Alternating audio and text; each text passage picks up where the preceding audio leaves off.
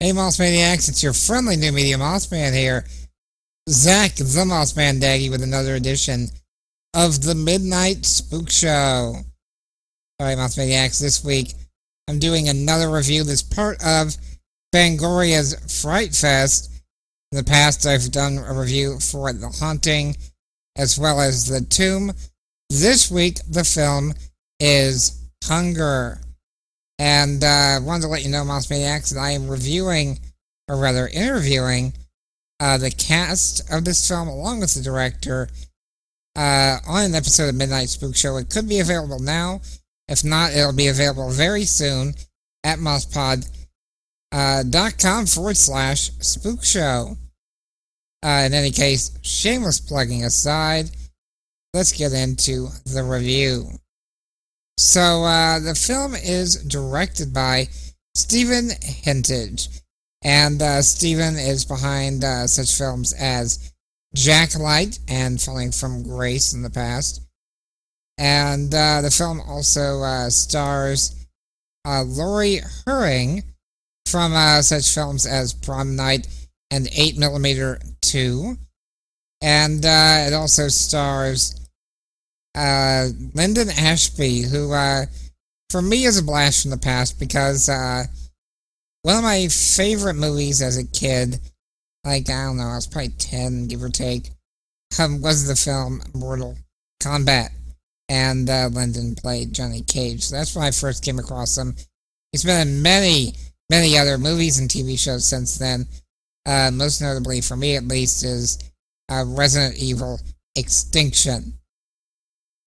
So those are the actors and director, and the film is about 5 strangers that are kidnapped and thrown into a pit, and once there, they are left with water and toiletries, but nothing to eat. And all the while they're trying to figure out why they are there, the madman who put them there is watching them on a surveillance system and taking very meticulous notes.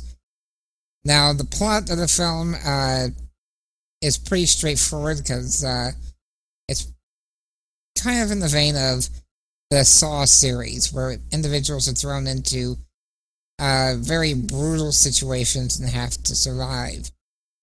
As you may have guessed, since they have no food and plenty of water and all the rest, and also because the film is called Hunger, the prospects of cannibalism are involved in this film. So if you have a weak stomach, it may not be for you. But if you are a fan of the Saw series, on the other hand, you've got to see this film, because it has, for lack of a better word, the same magic as the original Saw, but the sequels to the Saw series lacked. It's very raw and guttural, kind of, especially in the beginning scenes when the strangers first awaken in this darkened chamber, because the dark really plays a role in setting the mood for this film, because it makes it feel very much like it's targeting your primal fears, you know? So it has aspects of fear of darkness, claustrophobia, paranoia even, because, you know, since they are strangers, they don't know exactly if they can trust each other. And it's written very well. And I gotta say, another thing about the film is, when you have a movie that's set in a single room, for the most part, for the entire thing, it's only as strong as its actors.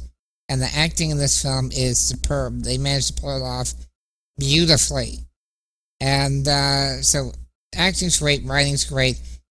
I also really enjoyed the episodic nature of this movie because the way they have it set up, it's like each day it's kind of like its own little mini movie with different developments and stuff. I kind of wish they had incorporated more of the days in the film.